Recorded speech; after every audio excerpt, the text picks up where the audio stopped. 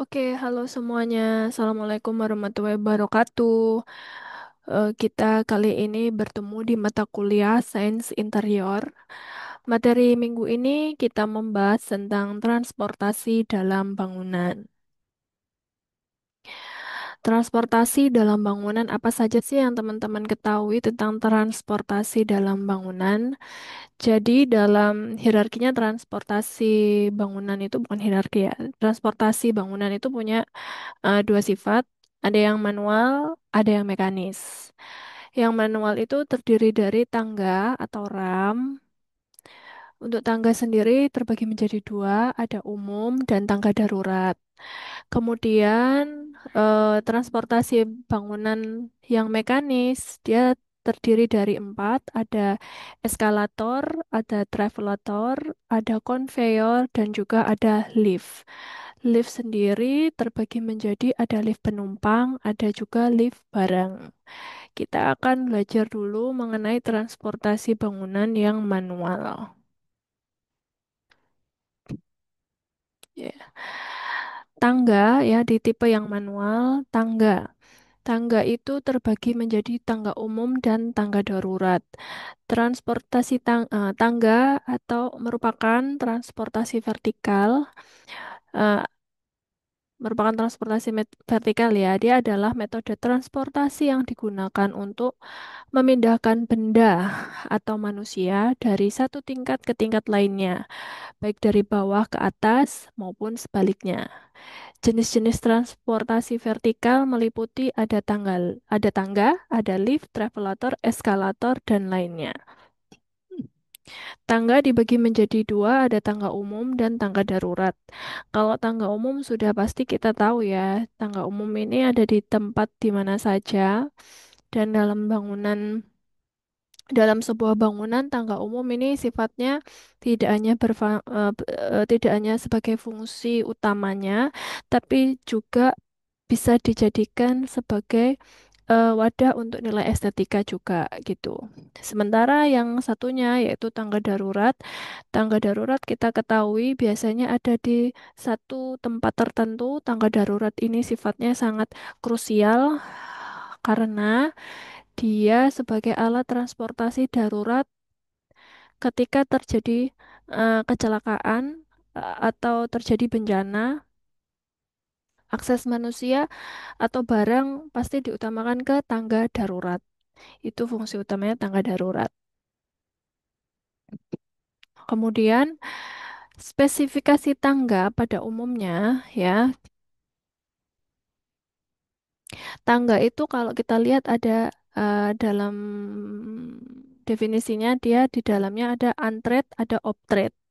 Untread atau kita kenal dengan lebar anak tangga ya. Sementara obtread kita kenal dengan tingginya si anak tangga itu. Gitu. Kemudian beberapa hal lain yang perlu kita ketahui bagian-bagian tangga adalah ada ada handrail, ada balustrade. Balustrade adalah yang ini ya, bagian bawahnya handrail. Kemudian ada pos atau tempat pemberhentiannya. Kemudian ada base rail atau capping. Kemudian ada continuous handrail kalau memang ada penerusan. Kemudian ada post top atau capping. Ya, ini pos, yang ini post top bagian atasnya gitu. Ada first floor balustrade dan seterusnya. Kemudian di sini ada landing rail. Ini adalah bagian-bagian tangga. Sementara rinciannya di sini untread dan obtread. Untread adalah lebarnya, sementara obtread adalah tingginya. Syarat umum tangga kemiringannya adalah kurang dari 38 derajat ya. Kurang dari 38 derajat. Jika jumlah anak tangga lebih dari 12 ya, maka sebaiknya ada bordes. Gitu. Ukuran obtread sekitar ya ukurannya tingginya atau ini obtreadnya sekitar 15 sampai 18 cm dan antred sekitar 25 sampai 30 cm. Lebar anak tangga satu orang adalah sekitar 90 cm ya untuk lebarnya. Dua untuk dua orang sekitar 120 cm. Tinggi balustradnya sekitar 80 sampai 90. Nah, ini tingginya sekitar 80 sampai 90. Yang ini tadi berarti bukan lebar anak tangga ya, tapi lebar pijakannya.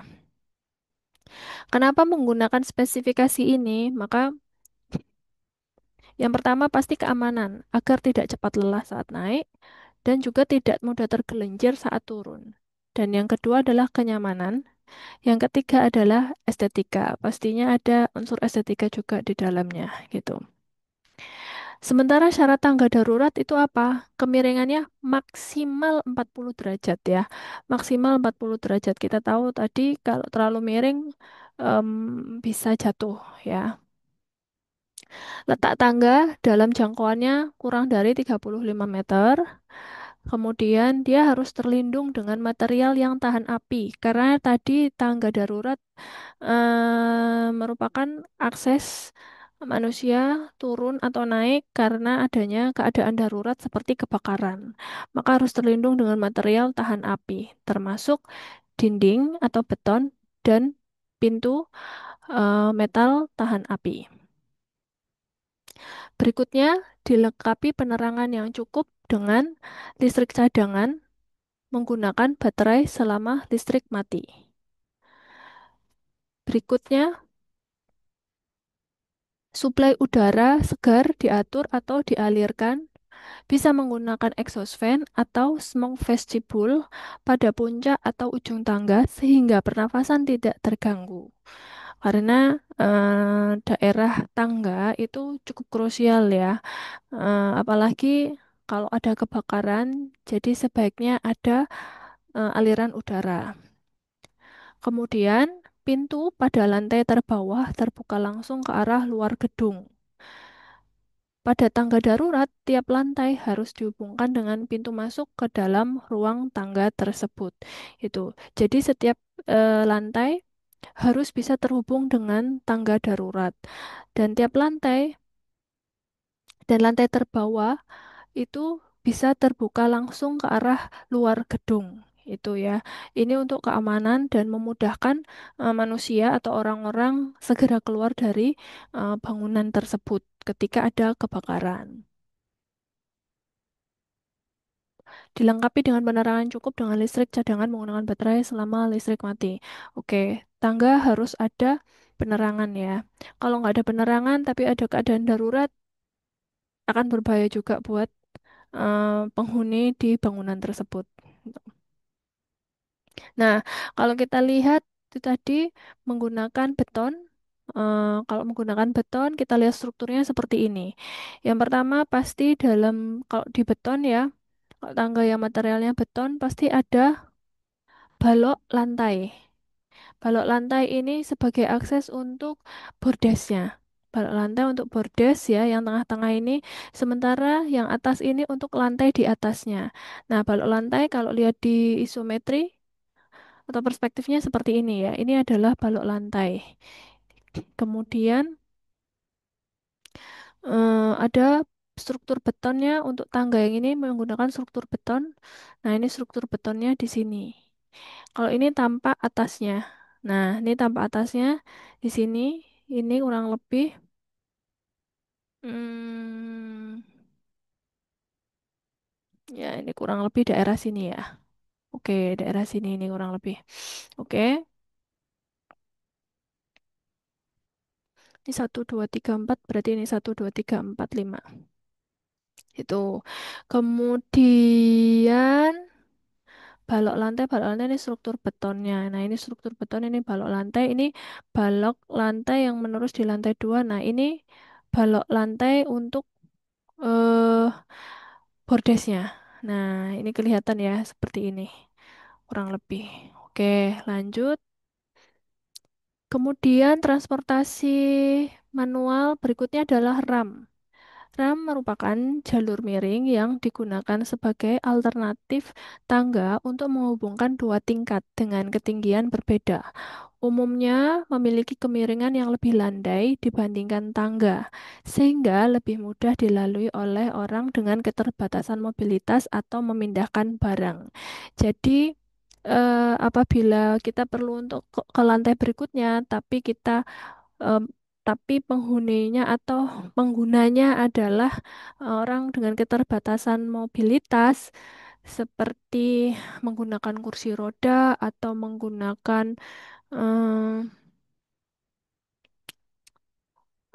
kruk. Nah, maka kita memerlukan rem atau bahkan untuk anak-anak atau mungkin lansia itu kita juga bisa menggunakan rem. Rem ini tidak hanya untuk mobilitas manusia, tapi fungsinya juga untuk mobilitas perpindahan barang. Bisa barang dengan troli, dengan keranjang dorong dan sejenisnya. Itu ya. Ini untuk memudahkan pemindahan barang. Berikutnya, nah, syarat kemiringan rem ada syarat landai, ada medium, ada yang lebih tajam lagi.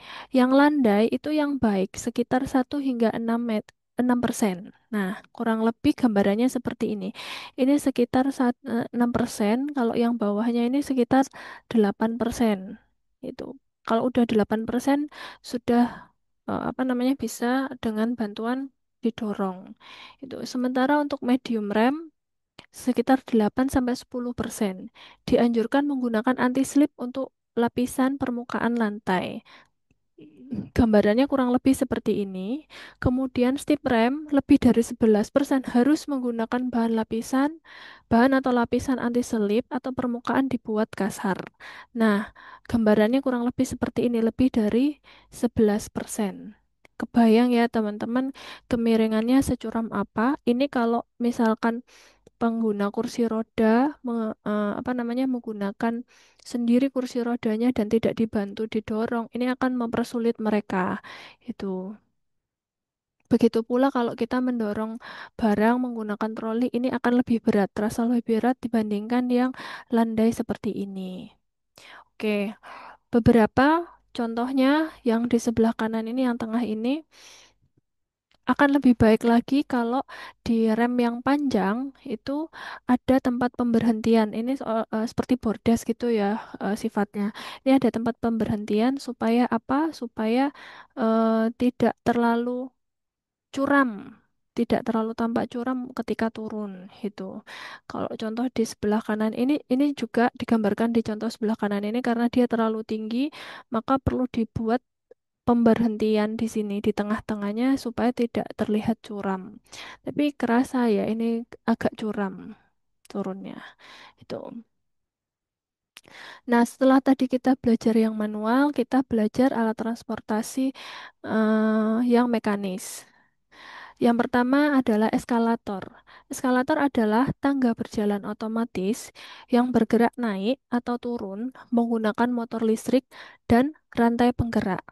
Eskalator biasanya digunakan di tempat dengan lalu lintas tinggi untuk memudahkan perpindahan orang dari satu tingkat ke tingkat lainnya tanpa harus menaiki tangga secara manual.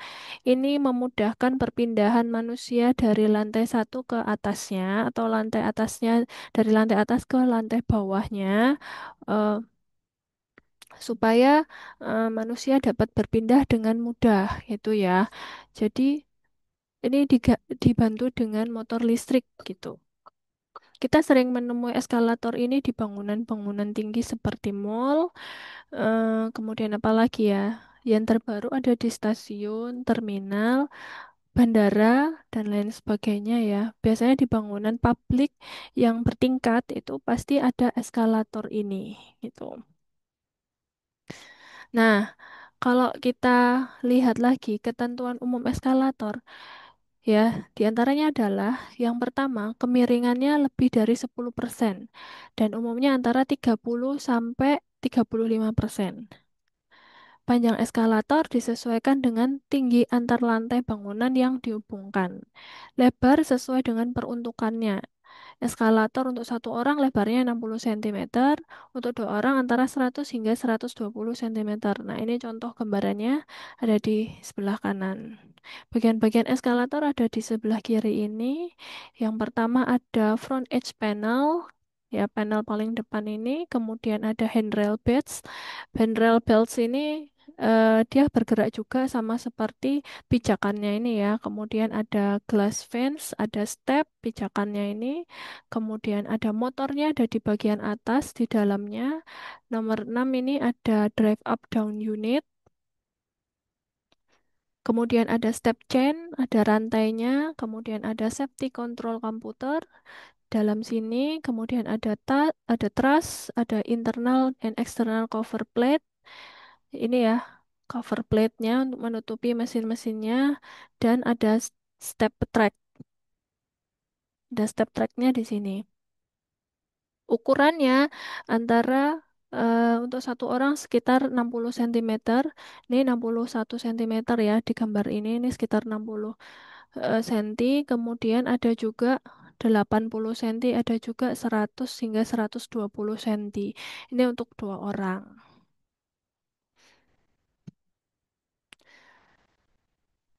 Berikutnya ada beberapa jenis eskalator yang kita kenal, yang bisa kita ketahui. Ada eskalator single, satu yang seperti ini. Ada eskalator single tapi continuous eskalator ya. Kalau yang ini eskalator single satu, kalau yang ini continuous eskalator tapi single, dia langsung ke atas ini, tapi dia single. Jadi kalau kita lihat seperti ini plannya ya. Ini dari atas, ini dari bawah. Ya, ini ke atas, ke bawah, dipotong lagi dan seterusnya. Nah, seperti ini tampilannya. Ini ke atas, kemudian ke atas lagi, kemudian ini ke atas lagi. Atau continuous, discontinuous eskalator, tapi bersebelahan, pair. Nah, dia putus. Ini seperti ini,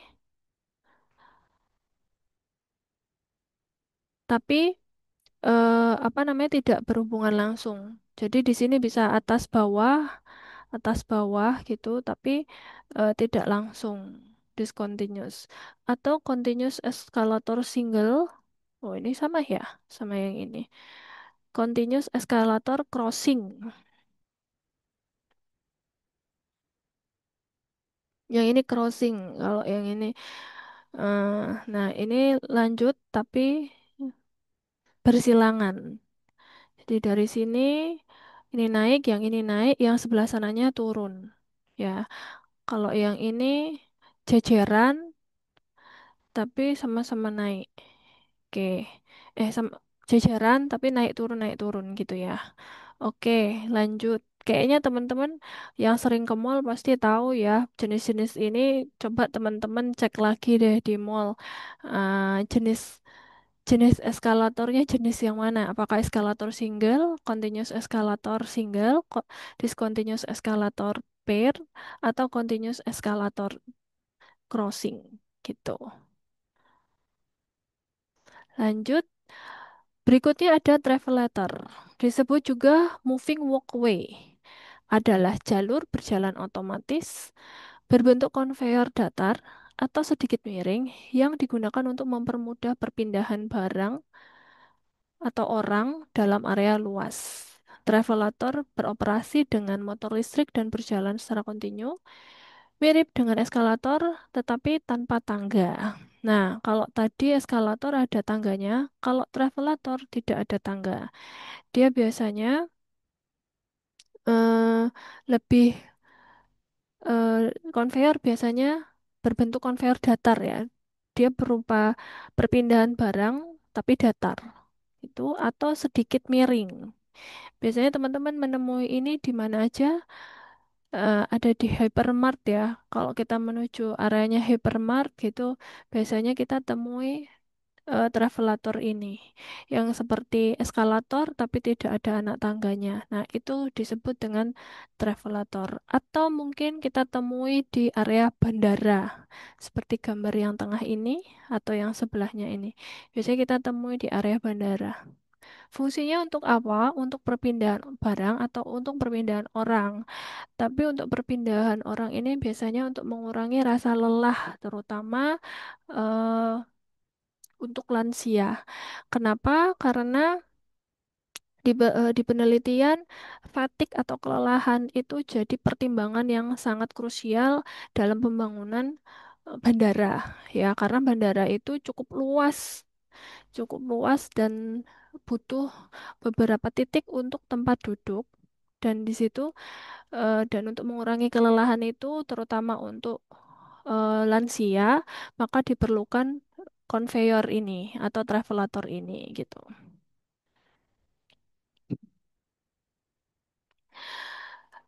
Kuncinya sama seperti yang travelator sebenarnya, hanya saja dia lebih datar atau lebih kemiringannya hanya sedikit. Karakteristik travelator ini mirip dengan eskalator, namun tanpa anak tangga ya, tidak ada anak tangganya. Kemiringannya kategori rem sedang, sehingga jarak tempuh lebih panjang daripada eskalator. Nah, ini kerasa ya. Kalau menggunakan travelator pasti lebih jauh gitu daripada menggunakan eskalator. Karena pasti orang yang melewati itu menggunakan barang juga atau membawa tas, eh, apa namanya, tas koper itu, atau ada orang juga yang membawa kursi roda dan sebagainya. Kecepatan travelator belt ini menyesuaikan beban di atasnya. Semakin berat, dia agak lambat gitu. Jenisnya ada travelator datar, biasanya ditemukan di bandara untuk mempermudah perjalanan penumpang antar terminal. Ada travelator miring digunakan di pusat perbelanjaan dan supermarket agar pengunjung bisa membawa troli ke lantai yang lebih tinggi tanpa harus mengangkatnya. Itu tadi perbedaannya. Berikutnya adalah konveyor. Adalah sistem mekanis yang digunakan untuk memindahkan barang atau material dari suatu tempat ke tempat lain secara otomatis. Konveyor biasanya terdiri dari sabuk, rantai, rol atau roda yang digerakkan oleh motor listrik atau sistem gravitasi. Nah, ini juga sering kita temui di bandara ya, teman-teman, atau di tempat-tempat ekspedisi, pengiriman ekspedisi seperti itu. Ini biasanya digunakan untuk memindahkan barang dari satu tempat ke tempat yang lainnya. Ini kalau gambar sebelah kiri ini di area ekspedisi, sementara yang sebelah kanan ini konveyor ini untuk memindahkan koper. Nah, biasanya kalau kita habis turun pesawat gitu, landing, kita nunggu koper. Nah, kita menunggu koper kita lewat di atas konveyor ini. Oke. Nah, jenis konveyor sendiri ada banyak. Pertama ada belt conveyor menggunakan sabuk berjalan yang sering digunakan di industri manufaktur dan pertambangan. Ini adalah belt conveyor. Kemudian ada roller conveyor, memakai roll untuk menggerakkan barang. Biasanya digunakan di gudang dan bandara. Berikutnya ada chain conveyor, menggunakan rantai untuk mengangkut barang berat dalam lingkungan industri. Chain conveyor ini barang-barang untuk di industri biasanya untuk di manufaktur pabrik-pabrik seperti itu. Kemudian ada screw conveyor memakai sistem ulir untuk memindahkan material seperti pasir, semen, atau bahan pupuk. Kemudian ada pneumatic conveyor menggunakan tekanan udara untuk mengangkut material ringan seperti tepung atau serbuk di industri makanan dan farmasi. Pneumatic conveyor. Nah, kalau yang kita lihat di sebelah sini ini adalah conveyor barang ya. Menu- ini memakai roll untuk menggerakkan barang biasanya digunakan di gudang dan bandara. Nah, ini termasuk roller conveyor itu. Sementara yang di sebelah kanan ini conveyor system ini juga ini menggunakan belt atau sabuk berjalan, belt conveyor. Ini menggunakan sabuk yang sering digunakan di industri manufaktur dan pertambangan. Itu ya. Sistem transportasi berikutnya adalah lift. Lift atau elevator adalah sistem transportasi vertikal yang digunakan untuk mengangkut orang atau barang dari satu lantai ke lantai lainnya dalam sebuah bangunan. Lift bekerja dengan sistem katrol dan kabel yang digerakkan oleh motor listrik, memungkinkan pergerakan naik dan turun secara otomatis. Nah, udah udah sering ya kita temuin lift itu kayak gimana. Di kampus juga ada lift ya di gedung lain di sekitar di area kampus itu juga ada lift. Teman-teman juga pasti sering pakai lift yang ada di kampus. Lift sendiri jenisnya ada bermacam-macam sebenarnya. Ada lift yang seperti kiri ini yang kita temui setiap hari di kampus. Kemudian yang sebelah ini biasanya ada di mall-mall, dia lift yang kaca gitu. Yang ini juga ada di mall. Di kampus kita juga ada satu lift yang liftnya seperti ini ya, ada di fakultas sebelah. Kemudian ini juga kalau yang ini untuk manufaktur dan lain sebagainya. Itu. Jenis lift sendiri ada lift penumpang, yaitu biasanya ada di hotel atau apartemen, kantor, rumah sakit, dan pusat perbelanjaan. Kemudian ada lift barang atau dumbwaiter, biasanya di pusat perdagangan atau restoran. Tuh. Ini adalah lift eh, lift penumpang untuk di hotel, apartemen, kantor, pusat perbelanjaan juga seperti ini atau ini lift untuk di rumah sakit. Ukurannya kalau bicara di rumah sakit ukurannya pasti berbeda ya. Kalau di hotel, apartemen, kantor mungkin ukurannya masih standar, tapi kalau di rumah sakit pasti akan dibedakan lagi. Ukuran untuk lift lift untuk memindahkan pasien dari lantai satu ke atasnya atau dari lantai atas ke bawahnya dengan lift untuk pengunjung. Nah, itu biasanya dibedakan sih. Kemudian ada lift barang seperti yang di sebelah kanan dua ini menggunakan lift barang. Biasanya menggunakan hidrolik. Jadi tenaganya beda dengan yang di sebelah kiri karena hanya untuk mengangkut barang saja gitu. Nah, ini merupakan sistem-sistem lift. Ada traction elevator, ada hydraulic elevator. Kalau traction elevator atau gearless ini mesin lift ada di atas dengan menggunakan sistem katrol. Biasanya digunakan untuk bangunan perkantoran, pertokoan, hotel, apartemen, rumah sakit, dan sebagainya yang lebih dari 4 lantai. Kemudian bagian-bagiannya ini ya, yang nomor satu ini menggunakan kabel, ada pendorong, dan ada pemberatnya juga untuk mengangkat ini, untuk mengangkat eh, kotaknya ini, gitu. Ada hydraulic elevator. Ini mesin lift, bedanya mesin liftnya ada di bawah dengan sistem silinder dan piston. Jenis ini terbatas untuk bangunan dengan ketinggian 3 sampai 4 lantai. Sistem ini biasanya digunakan untuk lift barang. Dia pastinya penggunaan energinya lebih rendah, kemudian sangat lebih baik untuk mengangkat barang yang berat dan menggunakan compression of fluids to lift the cap untuk memindahkan kotaknya ini gitu. Kalau kita lihat lagi sistemnya, yang pertama adalah control unit atau shaft ya. Ini yang paling atas area yang menyediakan ruang untuk sistem penggerak, katrol, kabel, dan komponen lift lainnya. Biasanya juga digunakan untuk penempatan sistem keselamatan seperti sistem pengereman darurat atau switch pembatas gerakan lift. Kemudian ada car yang di sini adalah kabin yang bergerak naik turun dilengkapi dengan pintu otomatis, panel kontrol, dan sistem ventilasi. Ya, ini yang biasanya digunakan yang biasanya kita masukin di ruangan liftnya itu ya. Kemudian ada traveling kabel. Nah, ini traveling kabel ini tadi digunakan untuk menggerakkan kabin lift pada lift kabin pada lift dengan sistem traction. Kabel ditarik dan dilepaskan dengan bantuan katrol untuk menggerakkan kabin. Kemudian ada counterweight. Nah, ini counterweightnya ini adalah pemberat yang digunakan untuk mengimbangi berat kabin lift. Dengan adanya counterweight, beban motor penggerak bisa berkurang sehingga lebih efisien dalam penggunaan energi. Kemudian ada juga car buffer, menyerap dan mengurangi dampak.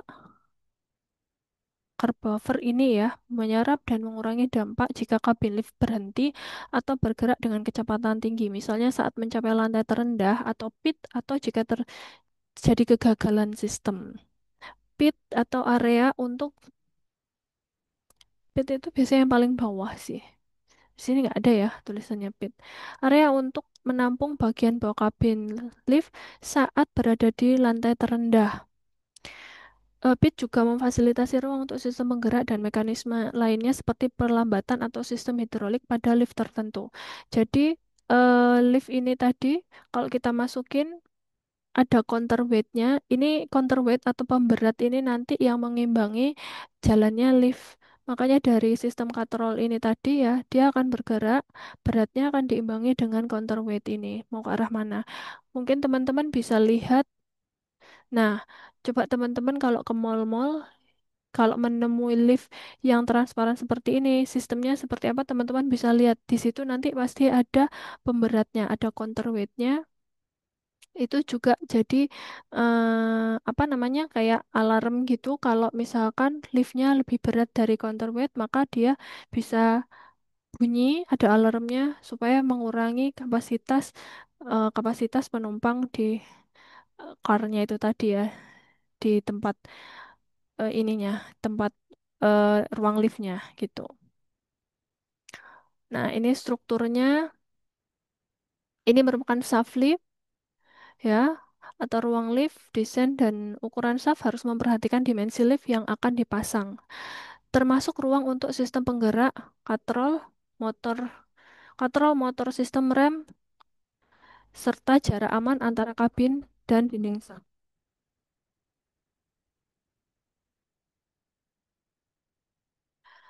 Ada core struktur juga, bagian vertikal dari bangunan yang berfungsi untuk menampung elemen-elemen kritis. Core struktural biasanya diperkuat dengan beton bertulang atau baja agar dapat menahan beban vertikal yang besar dan menjaga stabilitas bangunan. Kemudian ada juga kolom dan struktur penyangga. Ya, ada kolom dan struktur penyangga berfungsi untuk mendukung beban lift, terutama pada lantai-lantai yang dilalui oleh lift.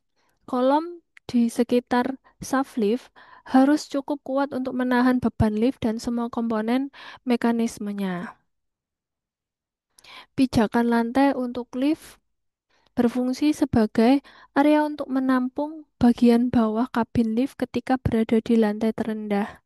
Kemudian ada platform penggerak lift, mencakup struktur platform tempat lift berdiri dan penggerak yang memungkinkan kabin lift bergerak naik dan turun. Pada lift hidrolik, penggerak berupa sistem hidrolik, sementara pada lift kabel atau lift traction, penggerak berupa motor dan katrol. Kemudian ada atap shaft lift. Ruang untuk sistem rem darurat, sistem pengendali, dan kabel penggerak perlu disediakan cukup ruang untuk perawatan dan pemeliharaan. Itu bagian strukturnya. How to design core atau lift and staircase. Nah, peran core struktur dalam pemasangan lift. Tempat untuk shaft lift. Core struktur menyediakan ruang khusus untuk shaft lift yang harus direncanakan terlebih dahulu agar dapat mengakomodasi ukuran dan jenis lift yang dipasang.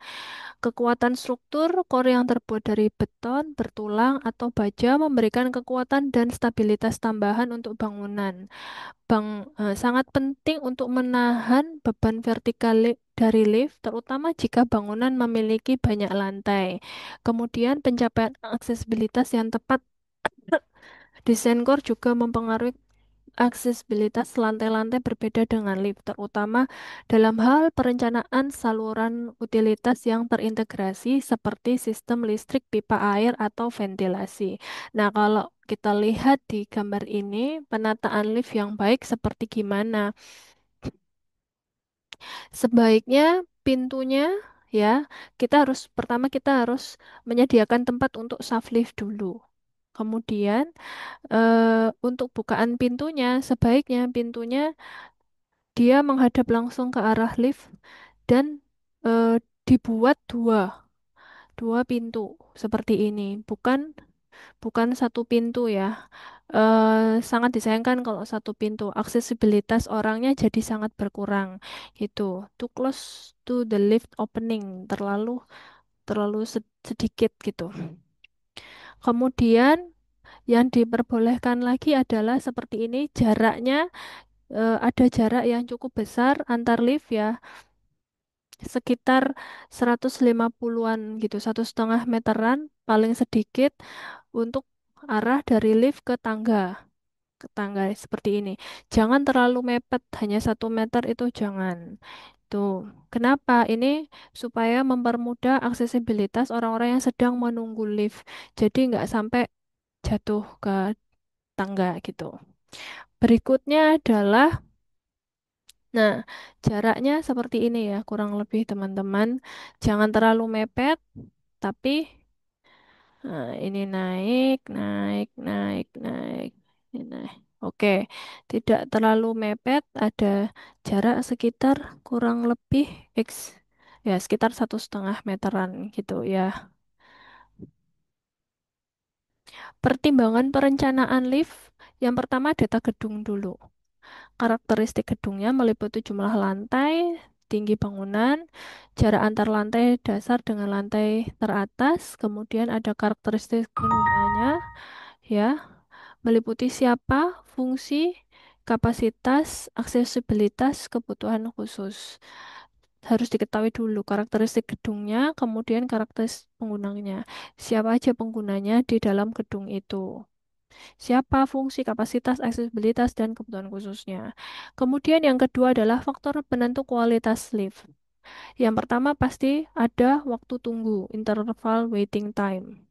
Ada waktu tunggu, interval tunggunya. Ada yang kedua ada kapasitas atau daya angkutnya. Kemudian yang ketiga round trip time adalah waktu perjalanan bolak-balik lift. Kemudian yang keempat ada travel time atau AVTRP atau average travel time atau waktu rata-rata yang diperlukan untuk mencapai tujuan. Waktu tunggu, interval, waktu perjalanan bolak-balik dibagi jumlah lift.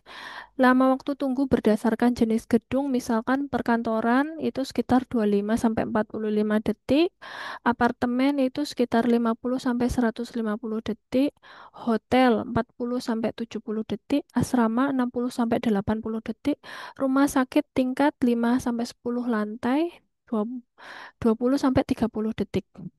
Daya angkut tergantung pada kapasitas dan frekuensi pemuatan. Standar daya angkut dihitung per 5 menit pada saat sibuk atau rush hour. Kapasitas ruang lift tersedia 6 sampai 24 orang tiap lift. Tuh, ada dumbwaiter. Ya, untuk transportasi mekanis yang terakhir ada dumbwaiter adalah jenis lift kecil atau sistem angkutan vertikal yang dirancang untuk mengangkut barang-barang kecil antar lantai dalam sebuah bangunan. Berbeda dengan lift penumpang, dumbwaiter tidak digunakan untuk mengangkut orang, tapi digunakan untuk memindahkan makanan, dokumen, peralatan, atau barang-barang lainnya. Kecepatan elevator ini berkisar antara 300 fpm atau feet per minute dengan kapasitas angkutnya sebesar 100 pounds atau sekitar 50 kilogram dan penggeraknya menggunakan sistem traction dengan motor yang kecil karena dia hanya untuk mengangkut barang, maka yang digunakan adalah sistem traction dengan motor yang kecil. Biasanya dipakai di restoran-restoran untuk memindahkan makanan atau menggunakan atau dipakai di perpustakaan untuk memindahkan buku-buku dari lantai satu ke atasnya dan sebagainya gitu. Oke, ini adalah referensi yang bisa teman-teman cari mengenai sistem transportasi dalam bangunan. Semoga video ini bermanfaat. Jangan lupa teman-teman tetap belajar secara mandiri ya. Apabila ada yang ditanyakan, boleh tanya ke saya langsung, bisa menghubungi saya eh, atau menemui saya di ruang prodi. Terima kasih atas waktunya. Selamat sore. Wassalamualaikum warahmatullahi wabarakatuh.